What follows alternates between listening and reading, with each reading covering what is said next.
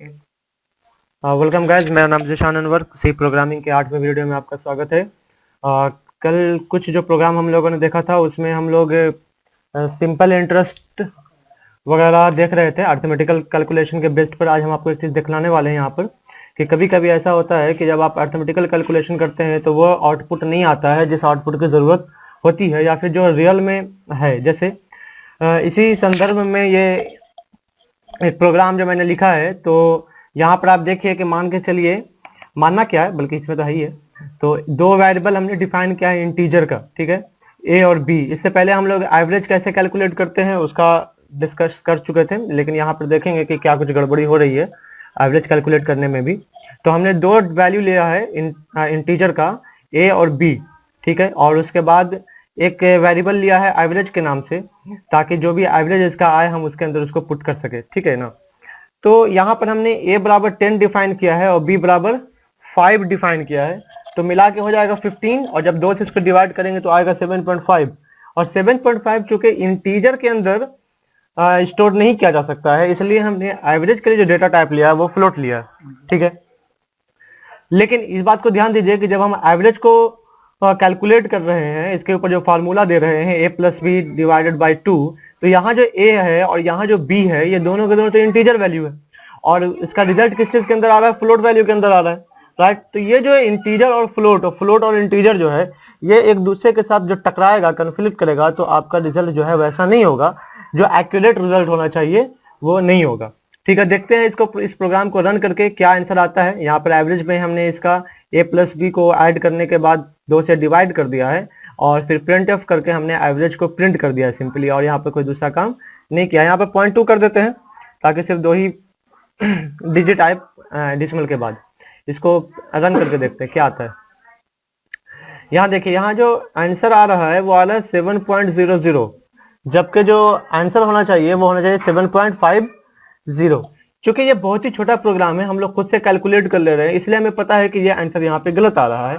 लेकिन अगर इसी आधार पर आप कोई बड़ा प्रोग्राम बनाएंगे, ठीक है, तो आउटपुट आपका गड़बड़ हो जाएगा, ठीक है। तो आज के इस क्लास में एक्चुअली हम लोग सीखेंगे कि हम लोग डेटा कास्ट कैसे करते हैं। डेटा कास्ट का मतलब क्या है कि इंटीजर को फ्लोट बनाना है, फ्लोट को इंटीजर बनाना है टेम्पोरली, है ना। आम को अमरूद बनाना है, अमरूद को इमली बनाना है, कैसे, वो हम लोग इस जगह देखेंगे, ठीक है। हमारे यहाँ बहुत अभी घर वापसी चल रही है, हम लोग अभी इसका वही काम करने वाले हैं, ठीक है। तो इंटीजर और फ्लोट दो अलग अलग है, और जो रिजल्ट मेरा आने वाला है वो किस चीज के अंदर आने वाला है, फ्लोट के अंदर आने वाला है। रिजल्ट का जो डेटा टाइप है वो क्या है, फ्लोट का है, जबकि इनपुट जो हमको मिल रहा है वो किस चीज से मिल रहा है, इंटीजर से मिल रहा है, ठीक है।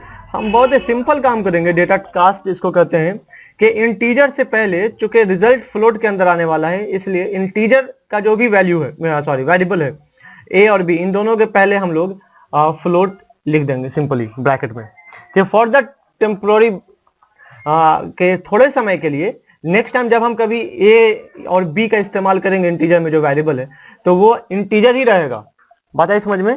लेकिन सिर्फ वहां पर जहां पर हम डेटा कास्ट कर रहे हैं वो क्या हो जाएगा, फ्लोट हो जाएगा।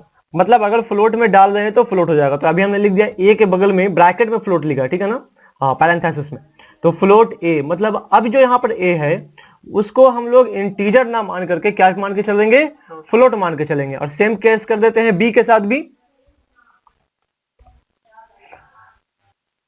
फ्लोट, ठीक है। अब नेक्स्ट टाइम जब कभी हम इंटीजर के इस वेरिएबल का इस्तेमाल करते हैं a या b का, ठीक है, तो वो इंटीजर के तौर पर ही इस्तेमाल होगा, फ्लोट के तौर पर इस्तेमाल नहीं होगा।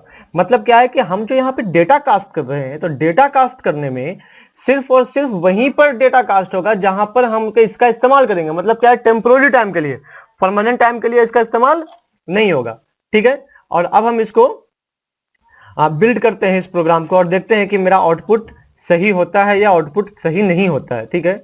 तो यहाँ पर हमने इसको बिल्ड कर दिया, और देखिए आउटपुट जो है वो 7.50 आ गया, ठीक है।